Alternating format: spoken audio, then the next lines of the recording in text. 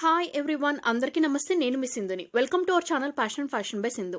ఇవాంటి వీడియోలో ఎంతో రుచికరంగా, చాలా సులభంగా బంగాళదుంపలు యూజ్ చేసి ఒక చక్కటి కర్రీ రెసిపీని మీకు చూపిస్తున్నానండి.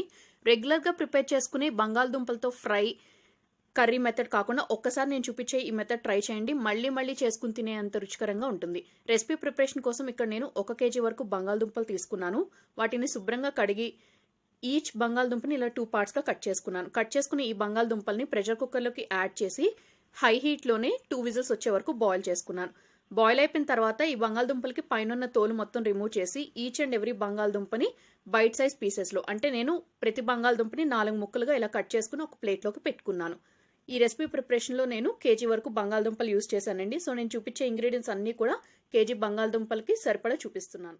మిక్సీ జార్ తీసుకుని అందులోకి పెద్ద ఉల్లిపాయలు ఒక 5 వేసుకున్నాను. అలాగే మీరు తినే ఘాటుకు సరిపడా పచ్చిమిర్చి వేసుకోండి. నేనైతే కొంచెం బాగా కారం కల పచ్చిమిర్చి ఒక 10 వరకు వేసుకున్నాను. సో వాటర్ ఏమీ యూజ్ చేయకుండా ఉల్లిపాయ పచ్చిమిర్చి రెండింటిని కూడా కచ్చా పచ్చాగా గ్రైండింగ్ చేసుకోండి.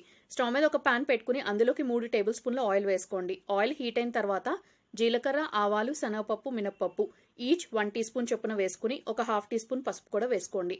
పోపుని కేవలం లో హీట్లోనే బాగా ఫ్రైయింగ్ చేసుకోండి. ఈ రెసిపీ ప్రిపరేషన్లో కారం అనేది, అంటే చిల్లీ పౌడర్ అనేది యూజ్ చేయం. సో మీరు తినే ఘాటు మొత్తం కూడా పచ్చిమిర్చి నుంచే తీసుకుంటూ బ్యాలెన్స్ చేసుకుని వేసుకోండి. సో పోపు మొత్తం ఇలా ఫ్రై అయిపోయిన తర్వాత ఇందులోకి ఇందాక గ్రైండ్ చేసి ఉంచుకున్నటువంటి ఉల్లి పేస్ట్ ఉంది కదా, ఆ మొత్తాన్ని వేసేసేయండి.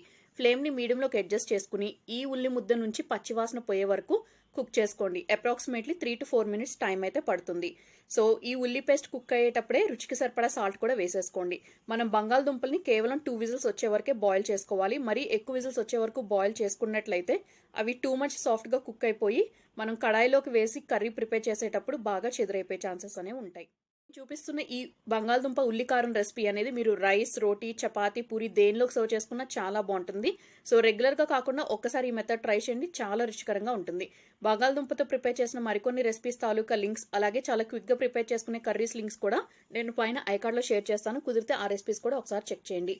సో మనకి ఉల్లి పేస్ట్ అంతా కూడా బాగా కుక్ అయితే ఇలా వీడియో క్లిప్లో చూపిస్తున్నట్టు మాయిశ్చర్ కంటెంట్ ఏమీ లేకుండా కొంచెం దగ్గరకు వచ్చేస్తుంది మిశ్రమం అనేది. అప్పుడు ఇందాక మనం ఉడికించుకుని పైన పొట్టు తీసేసి హాఫ్గా కట్ చేసుకున్నటువంటి బంగాళదుంప ముక్కలు ఉన్నాయి కదా, ఆ మొత్తాన్ని వేసేసేయండి. ఇప్పుడు ఫ్లేమ్ని లోలోకి అడ్జస్ట్ చేసుకుని ఉల్లి ముద్ద, బంగాళదుంప ముక్కలు రెండింటిని కూడా బాగా కలుపుకుని కేవలం ఒక 5 minutes పాటు లో హీట్లో కుక్ చేసుకోండి. బంగాళదుంపలు ఆల్రెడీ బాయిల్ అయినవి తీసుకున్నాం కాబట్టి మనకి ఎక్కువ టైం కుక్ చేయాల్సిన అవసరం లేదు. సో బంగాళదుంపల ముక్కలు మీరు కావాలనుకుంటే కొంచెం చిన్న సైజ్ కూడా కట్ చేయొచ్చండి. బట్ నేను ఇలా కొంచెం పెద్ద సైజులో ఉంటే బైట్ సైజ్గా ఉండి తినేటప్పుడు బాగుంటాయని కొంచెం పెద్ద క్యూబ్స్గా కట్ చేసుకున్నాను. సో 5 minutes తర్వాత ఫ్లేమ్ అనేది టర్న్ ఆఫ్ చేసి ఈ కర్రీని మీకు నచ్చిన ఏ రెసిపీతో అయినా సర్వ్ చేయండి. చాలా బాగుంటుంది, తప్పకుండా ట్రై చేయండి. ట్రై చేసి మీకు ఎలా కుదిరిందో ఫీడ్బ్యాక్ని మర్చిపోకుండా నా కమెంట్ సెక్షన్లో షేర్ చేసుకోండి. ఇప్పటి వరకు మీరు మన ఛానల్ సబ్స్క్రైబ్ చేసుకోకపోతే ఇప్పుడే సబ్స్క్రైబ్ చేసుకుని పక్కనే ఉన్న బెల్ ఐకాన్ యాక్టివేట్ చేసుకుని ఆల్ అనే ఆప్షన్ కూడా తప్పకుండా సెలెక్ట్ చేసుకోండి. అలాగే రెసిపీ నచ్చితే ఫ్రెండ్స్ అండ్ రిలేటివ్స్ కూడా వీడియో లింక్ ఫార్వర్డ్ చేయండి. మరొక ఇంట్రెస్టింగ్ రెసిపీతో రేపు మళ్ళీ కలుసుకుందాం. Thank you all very much for watching my video.